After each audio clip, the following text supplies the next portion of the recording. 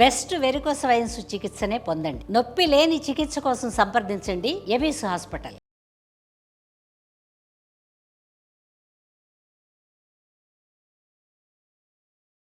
నమస్తే రమ్మగారు. నమస్తే జయ. రమ్మగారు, దేవుడి గది శుభ్రత, ఈ అంశం గురించి ఈరోజు మనం మాట్లాడబోతున్నాం. చాలాసార్లు మాట్లాడుకున్నాం, కానీ ఎప్పటికప్పుడు దేవుడి గది అనేసరికి కొన్ని అనుమానాలు వస్తూ ఉంటాయండి. నాకు పర్సనల్గా వస్తాయి, మన కామెంట్స్ రూపంలో కూడా వస్తూ ఉంటాయి కదా. అసలు ఏ రోజు శుభ్రం చేసుకోవాలి అనేది ఫస్ట్ ప్రశ్న అండి. మంగళవారం శుక్రవారం కాకుండా, పర్వదినాల్లో కాకుండా చేసుకోవచ్చు. ప్రతి నెల అమావాస్య నాడు శుభ్రం చేసుకోవాలని ఇవన్నీ ప్రాంతాల వారీగా గ్రామాచారాలు జయ. కొన్ని చోట్ల గురువారం కూడా చేరు, గురువారాన్ని లక్ష్వారంగా భావిస్తారు కదా. అవునవును. మరి అలాంటప్పుడు కుదరదు కదా. ఆ ప్రాంతానికి మన ప్రాంతీయమైన ఐడియాలని అనుసరిస్తే బాగుంటుంది. రోజు ఒకసారి తుడుచుకోవాలి కదా. దేవుడు మందిరమో దేవుడు గదో, చిట్టి గది అనుకో తుడుచుకుంటాము, చిన్న ముగ్గేసుకుంటారు. పెద్ద గది అనుకో, అందులో ఒక మందిరం ఉందనుకో, మందిరాన్ని ఏదో లోపల భాగాలు కాస్త నిర్మాల్యం తీసేయటము, నిన్న పెట్టిన పువ్వులన్నీ తీసేయాలి, నిన్న వేసిన దండలు అందంగా ఉన్నా సరే ఉంచకూడదు, తీసేయాలి. నిన్నటి దీపారాధన కుందు తీసేసి వేరే ఫ్రెష్ దీపారాధన కుందు పెట్టుకోవాలి. ఒత్తులు ఫ్రెష్వి, దీపారాధన కుందు ఫ్రెష్ది. నిన్నటి నీళ్లుంటే అవి తీసేసి, ఊరికే ఒక గ్లాసే పెడతావు నీళ్లు, నువ్వు తీసేసి మళ్ళీ నీళ్లు నింపి పెట్టుకోవాలి. ఎప్పటికప్పుడు అవి చేయాలి, ఏ రోజుకి ఆ రోజే. ఈ పైనంతా తుడుచుకోవడం, కొంత భాగం తుడుస్తాం. పటాలన్నీ ఎవ్రీడే ఉన్న పటాలన్నీ తుడవలేం కదా. అవును. వాటిని ఉంచుకుని ముందు భాగాలన్నీ శుభ్రం చేసుకుంటాం, కాస్త దులుపుకొని మళ్ళీ పెట్టుకుంటాం కదా. రోజు పసుపు కుంకుమ మీరు అన్నట్లుగా పటాలన్నీ రోజు తుడిచి రోజు పసుపు కుంకుమ పెట్టుకోవడం కొంత, అంటే ఇంట్లో ఉంటే చేయగలిగితే ఓకే, చేయలేకపోతే ఇబ్బంది కదా. మరి అది కూడా మనం చాలా సమయం ఇవ్వాలి కదా, చాలా టైం పడుతుంది. కాబట్టి నెలకు ఒకసారో, 15 రోజులకు ఒకసారో, వారానికి ఒకసారో, మీ మీ మీ వెసులుబాటును బట్టి, మీ ఇంట్లో ఉండే దేవతా స్వరూపాలని బట్టి. ఇది దేవుళ్ళకి పులికాప పెట్టాం, ఇంత ఇంత ఇంత ఇంత విగ్రహాలు ఉన్నాయనుకో, ప్రతిరోజు వీళ్ళందరికీ పులికాప పెట్టి అందరికీ బొట్లు కాటికలు పసుపులు పెట్టేసరికి రోజంతా అక్కడే గడిచిపోతుంది కదా, పూజల్లోనే గడిచిపోతుంది. మరి మీకు సమయం సరిపోవద్దు. ఎక్కువ మంది విగ్రహాల స్వరూపాలు లేదా పటాలు, ఫోటోలు, చిన్నవి పెద్దవి, ఇంతవి అంతవి ప్రతిమలు, సింహాసనాలు, అక్కడి నుంచి ఇవి ఉంటాయి బుడ్లు, అలా ఏమిటో అంటారు, బుడ్లు అంటారు వాళ్ళు, మేం కాదు, మా ఇంట్లో ఉండదు. ఒక దాంట్లో ఒకటి ఇట్లాగా కుండలు ఇలా పేర్చినట్టుగా ఉంటాయి, కొన్ని చోట్ల అవి కూడా కనపడతాయి. ఇవన్నీ తుడిచి ప్రతిరోజు చేయాలంటే మీ వల్ల అవుతుందా? అవ్వకపోవచ్చు కదా.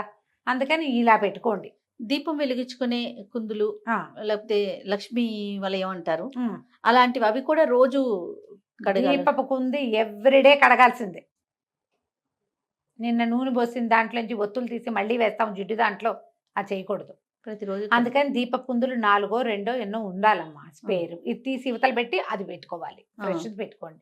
తోమని పాత్రలు పనికిరావు, ఏ రోజుకి ఆ రోజు పెట్టుకోవాలి. ఇది తప్పదు.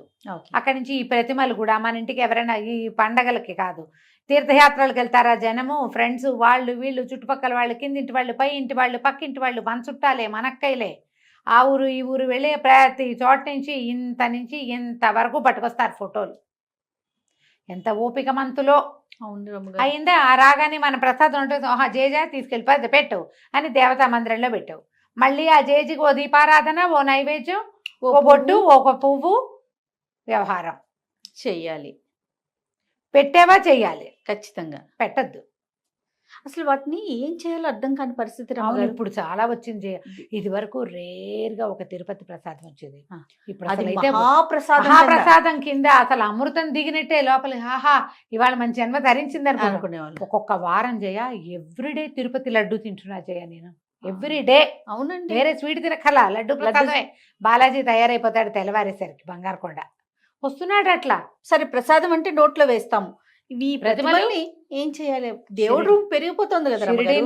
షిరిడి నుంచి అదేదో ఎవరో జేజులు, రకరకాల అమ్మవార్లు, ఇంత ఇంత ఇంత ప్రతిమలు, ఉంగరాలు, అవేమంటారు మన కాసులు, కాయిన్స్, అవన్నీ ఎక్కడ వేయాలో, ఎక్కడ పెట్టాలో జనాలందరూ వెళ్ళిపోతున్నారు. నేను ఇవేమి తెచ్చివ్వకండి అలా చెప్పాల్సి వస్తుంది.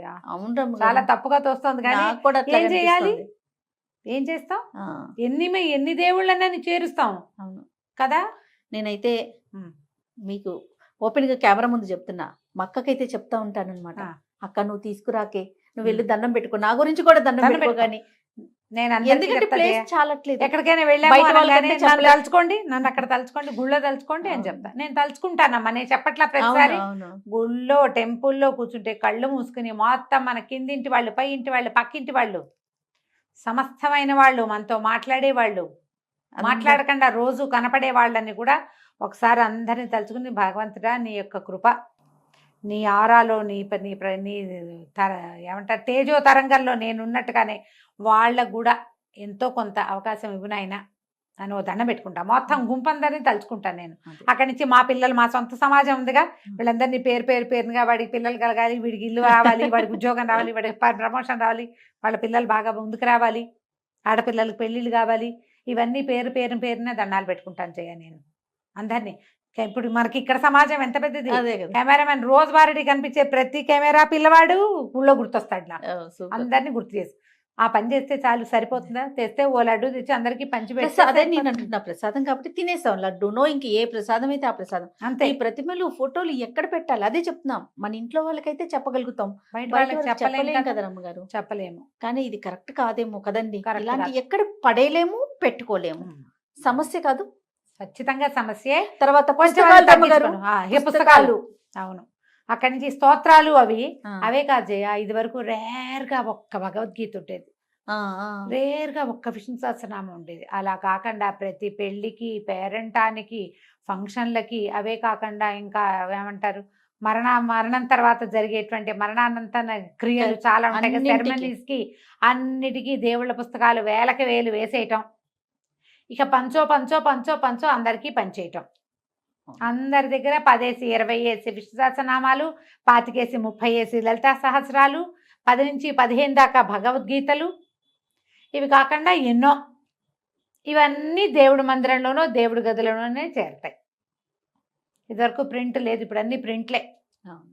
ఇది ఒక సమస్య. అదొక సమస్య. వీటన్నిటిని దేవుడి గదిలోనే, దేవుడి మందిరంలోనే పెడితే ఆ దుమ్మంతా దులపాలి, అవన్నీ తుడవాలి, టూ మచ్ కాంప్లికేషన్స్ చేయ. అవును రమ్మగారు. కదా. తర్వాత ఎవరో చెప్తుంటే విన్నాను, మరి మీరు చెప్పారు, నాకు అనంతమ్మ చెప్పారు, ఎవరో నాకు గుర్తు రావట్లా, పటము తగలకూడదు అనేది మరి చెప్పారు రమ్మగారు, మీరు ఎప్పుడన్నా నేను అన్నారు? చెప్పలేదు, నాకు అంత పరిజ్ఞానం లేదు. మరి ఎవరు చెప్పారు, నాకు పేరైతే గుర్తులేదు కానీ పటాలు నేనైతే తగలకూడదు, ఎదురు బదురు ఉండకూడదు, తగిలే అంటే అన్ని పెట్టొద్దన్న సెన్స్ సెన్స్ కాబోలు. అయి ఉంటుంది. ఎవరు చెప్పారో నాకు పేరు గుర్తు రావట్లేదు పోనీ రమ్మగారు. ఎవరైనా కానీ గానీ. పటం మాత్రం తగిలేలాగా పెట్టుకోకండి అనే మాట అయితే నాకు ఇప్పుడు గుర్తుంది. పెద్ద పటం ఉంది, దాని కింద ఇంకో చిన్న పటం ఆనిస్తాం. ఆనిస్తాం. తగలకూడదంటే ఇట్లా ఎంత మందిరం ఉంటే ఈ సరిపోతుందమ్మా ప్లేస్ వీటికి. చాలక. పైగా అసలు ప్రతిమలు, ఆ, అక్కడి నుంచి ప్రతిమలన్నీ చేస్తాం. శాస్త్రం ప్రకారం అయితే మీ ఇష్టం అమ్మ, మీరు ఏమైనా కావాలంటే చేసుకోండి. శాస్త్రం అయితే ఇంతకు ఇంత మించి దాటకూడదు. ఉండకూడదు, అంగుష్టానికి మించి ప్రతిమ ఉండకూడదు. ఉమ్. ప్రతిమలు పెడితే ప్రతిమకి ఆవాహన, విసర్జన సజావుగా మంత్రంతో సాగాలి. మీ నోటికొచ్చింది చదువుకుంటామంటే కుదరదు. కుదరదు. నైవేద్యము అపక్వమైన నైవేద్యం పనికిరాదు. పక్వాహారం నివేదనగా చేయాలి. ఇది శాస్త్రం. మాకు సరదా, మాకు ఇష్టం, భగవంతుడి మీద ప్రేమను మేము ఎలాగైనా చూపిస్తాం అనేక రకరకాల భావజాలాలు ఉన్న వాళ్ళు మీ ఇష్టము.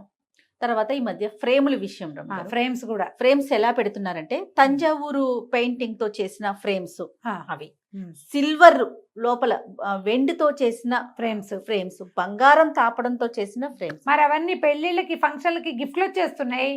వాళ్ళు ఏం చేయాలి? గిఫ్ట్ వచ్చేది ఒక రకం, కొత్తగా ఇల్లు కట్టుకునే వాళ్ళు ఏం చేస్తున్నారు, అన్ని ఒక సెట్ గా ఉండాలని ఇలాంటివే కలిపి తెచ్చుకొని పెట్టుకుంటున్నారు. వీటికి కూడా అంటే మనం మామూలుగా పూజ చేసుకున్నట్లేనా, మళ్ళీ దీనికి ఏమన్నప్పుడు బంగారం వెండి ఉన్నప్పుడు స్పెషల్ కేర్ ఏమన్నా? కాదు, మీకు ప్రతిమ అంటే పూర్తి స్వరూపం. వీడు వినాయకుడు వెనకాల భాగం అంతా చక్కగా చేస్తారు, ముందు భాగం అంతా పాదాలు మొత్తం అవయవాలన్నీ ప్రతిమలాగా బరువైన ప్రతిమ. ఓకే. పూర్తి స్వరూపాన్ని గనక మనం పెడితే ప్రతిమ రూపంలో, అక్కడ మనం నివేదనలు అవి ఖచ్చితంగా చేయాలి. అలా కాకుండా ఈ ఫోటోలో ఫ్రంట్ పార్టే అంతే, నువ్వు నమస్కారం చేసుకోవడానికి స్వరూపమే అది, అంతకంటే ఏం లేదు.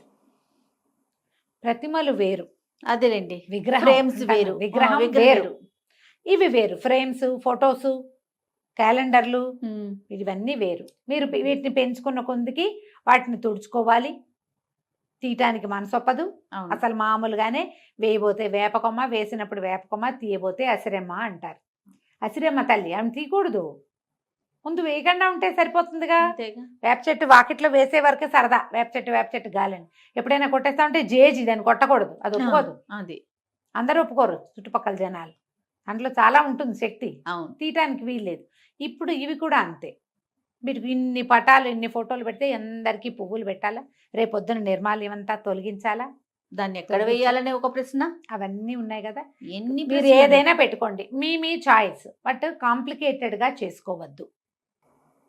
మీరు ఆ పూజా మందిరం శుభ్రతకే మీకు 2 గంటలు పట్టేలాంటివి పెట్టుకోకండి.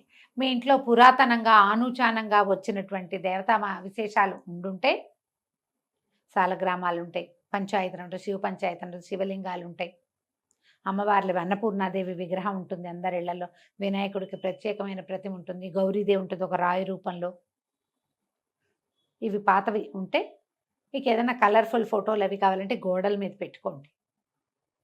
ఈ పూజించే మందసము మండపము ఒక ఒక పీట ఉంటే పీటెక్కిచ్చేయకండి వాళ్ళందరినీ, గోడెక్కించండి. గోడ మీద ఉన్నవి తులపటం సులువు, ఇది కష్టం. అంతేగా. ఈ పీటకిచ్చేది ప్రత్యేకమైన స్వరూపాలను పెట్టుకోండి. సులువుగా ఉండటం కోసం చెప్తున్నానమ్మా, మిగిలిందంతా మీ చాయిస్. శాస్త్రం అయితే విగ్రహాలు పనికిరావు అంతే. ఇప్పుడు మేమైనా మా ఇంట్లో కూడా చాలా చిన్న అంతదే లక్ష్మీదేవి పూర్తి స్వరూపం, లక్ష్మీనారాయణులు ఇద్దరు ఉన్నారు నా దగ్గర. ఒక చిన్న ఇంత వేణుగోపాలుడు, ఒక చిన్న ఇంత పారడిని, గుర్తుందా మొవ్వ వెళ్ళాం మనం, అవునవును. అక్కడ మొవ్వ వేణుగోపాల స్వామి గుడికి వెళ్తే వాళ్ళు ఇచ్చారు ఒక చిన్న పారాడే కృష్ణుడు. ధనుర్మాసంలో పారాడే కృష్ణ పని కూడా ఎక్కిచ్చా మీ పీట. మా అందరి పనిలో మండపంలో ఉన్నాడు ఆయన కూడా. ఆయనకో తులసి ఈయనకో తులసి పెడతాను, తులసి తళ్ళాలను పెట్టి దండం పెట్టుకుంటాం. ఆయనకో ఇద్దరికి కలిపి ఏదో కృష్ణాష్టకం చదువుకుంటాం. మీ పద్ధతి ప్రకారం చేసుకోండి. దీన్ని కాంప్లికేటెడ్ థింగ్స్లోకి తీసుకెళ్ళద్దు. తర్వాత మంటపాలు రమ్మ లోపల పెట్టే మనం ఇవి మార్బుల్తో వస్తున్నాయి, వుడ్తో చేయించుకుంటున్నాము, ఇట్లా డిఫరెంట్గా చేయించుకుంటున్నాం కదా. గోడకి పెట్టుకోవటం మంచిదంటారా? ఇప్పుడు మీరు అన్నట్లుగా సులువు అయితే గోడ, లేదా ఏదన్నా మంటపం లాగా చేసుకొని లోపల పెట్టుకోవటం. అమ్మ మన శక్తియుక్తులు, దాని మీద మనకున్న స్థలము, మన ఇంట్లో ఉన్న విధానము, నువ్వు ఎంత జరపగలవు, నువ్వు ఎంత జరుపుతావు దాన్ని అంత మటుకు పెట్టుకో. నువ్వు జరిపించాలా, ఒక అయ్యవారిని తెచ్చావు, ఒక కృష్ణమూర్తిని తెచ్చావు, ఓ శివలింగాన్ని తెచ్చావు, ఇంకెవరో జేజిని తెచ్చావు, ఊరికే అక్కడ పడేయడానికి దేవు కదా నువ్వు. అసలు చక్కగా రోజు అలంకారం చేసుకుని మనసావాచ పూజ చేసుకుని వాళ్ళకి జరిపించాలిగా నువ్వు. నీ శక్తిని బట్టి ఓ అయ్యవారిని బట్టి పూజా విధానం జరిపించే వాళ్ళు లేరా? పెద్ద పూజ గది కేవలం పూజకే మడిగట్టుకున్న అయ్యగారు వచ్చి పూజ చేసేవి కూడా కనపడుతున్నాయా? మన శక్తి, మన శక్తి, మన ఓపిక. మీరు అవకాశం గూడు ఒక గూడల్లే ఉండి గూట్లో 4 ప్రతిమలు ఉండి మీరు పూజ చేసుకున్నా ఓకే. మీరు భయపడకుండా భగవంతుడి పట్ల ఆస్థతో నమ్మకంతో ధైర్యంగా అలవాటుగా ఏం చేసుకున్నా తప్పలేదు.